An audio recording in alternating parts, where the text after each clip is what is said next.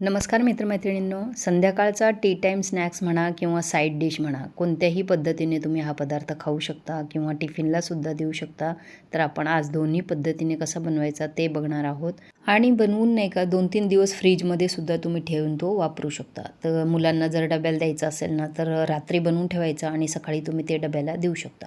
तर इथे आपण नाही का अर्धी जुडी मी मेथीची भाजी घेतली आहे. फक्त पानं घ्यायची आणि स्वच्छ धुवून बारीक चिरून घ्यायची आहे. अगदी बारीक चिरायची. आणि तुमच्याकडे जर ताजी मेथी नसेल तर मग तुम्ही इथे नाही का कसुरी मेथीचाही वापर करू शकता. पण ताज्या मेथीचा फ्लेवर आणि टेस्ट खूप छान येतो, त्यासाठी ताज्या मेथीचाच वापर करा. आणि त्यानंतर इथे घेतला आहे 100 ते 150 ग्रॅम दुधी भोपळा घेतला आहे आणि तो असा मोठ्या किसणीवर किसून घ्यायचा आहे. आता हे सर्व मिक्स करण्यासाठी एक खोलगट बाऊल घ्यायचा आहे आणि त्याच्यामध्ये मेथी आणि किसून घेतलेला दुधी भोपळा घालायचा.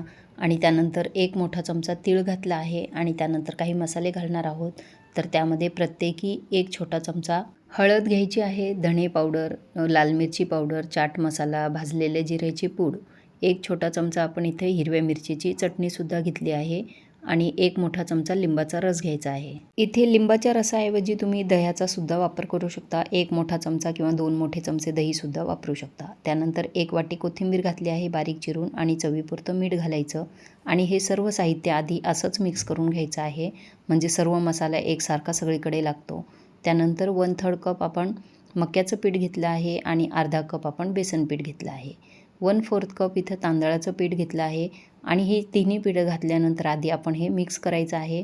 सर्व व्यवस्थित मिक्स करत असताना जर आपल्याला गरज वाटली तर नंतर आपण पिठाचा आणखीन वापर करणार आहोत, कारण आपल्याला थोडंसं बाइंडिंगसुद्धा हवं आहे. आता इथे आपण भाज्या भरपूर घेतल्या आहे ना, त्यामुळे भाज्यांना पाणी सुटलं आहे, त्यामुळे पाण्याची आपल्याला इथं गरज लागणार नाही आहे.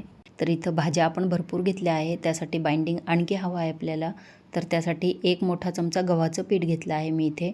तर गव्हाच्या पिठाऐवजी तुम्ही परत एकदा तांदळाचं पीठसुद्धा घेऊ शकता.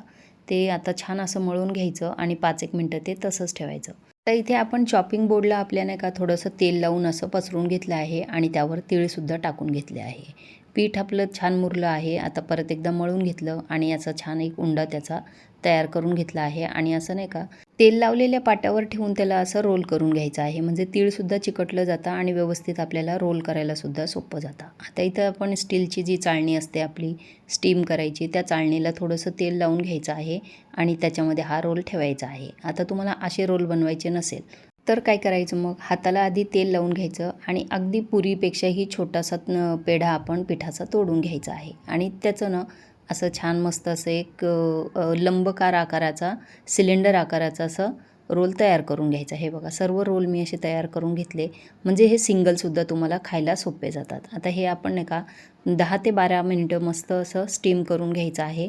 तुम्ही हे स्टीम करण्यासाठी नाही का इडली पात्राचा सुद्धा वापर करू शकता. आता हे शिजले की नाही ते बघण्यासाठी त्याच्यामध्ये आपण टूथपिक टाकून बघायची, तर क्लीन आहे आपली टूथपिक, म्हणजे हे शिजले आहेत. तर 10-12 मिनटापेक्षा जास्त वेळ लागत नाही.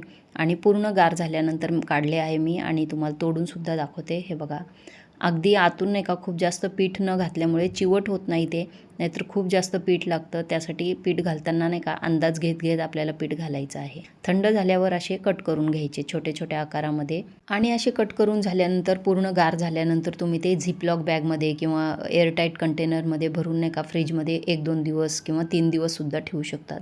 3 दिवसापेक्षा जास्त ठेवायचं नाही. 3 दिवस ते तुम्ही वापरू शकता.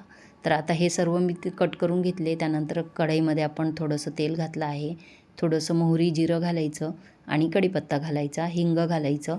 त्यानंतर एक छोटा चमचा तीळ आणि एक छोटा चमचा आपण चिली फ्लेक्स घातला आहे, त्याच्याने रंग छान येतो. आणि त्यानंतर कट करून घेतलेले मेथी आणि भोपळ्याचे मुटके घालायचे आणि थोडीशी लाल तिखट घालायची. अर्धा छोटा चमचा लाल तिखट, अर्धा छोटा चमचा चाट मसाला घातला आहे आणि 1-2 मिनटं याला आपण असं शॅलो फ्राय करून घ्यायचं. तुम्ही जर तेलकट खात नसाल ना, तर अशा पद्धतीने तुम्ही शॅलो फ्राय करूनसुद्धा ते खाऊ शकता. साईड डिश म्हणूनही खाऊ शकता, स्नॅक्स म्हणून खाऊ शकता किंवा असं डब्यालासुद्धा मुलांना देऊ शकता. मी सुद्धा तुमच्यासारखी बऱ्याच वेळेस यूट्यूबवर नाही का पौष्टिक रेसिपी वगैरे सर्च करत असते आणि तुम्हीही करत असाल. आणि बऱ्याच वेळेस बघते ना की पौष्टिक रेसिपींची खूप डिमांड असते, पण समोर पौष्टिक रेसिपी आली ना की लगेच तुम्ही स्किप करता. तर स्किप न करता पूर्ण व्हिडिओ बघत जा, म्हणजे तुम्हाला कळेल की ही पौष्टिक आहे की नाही आहे.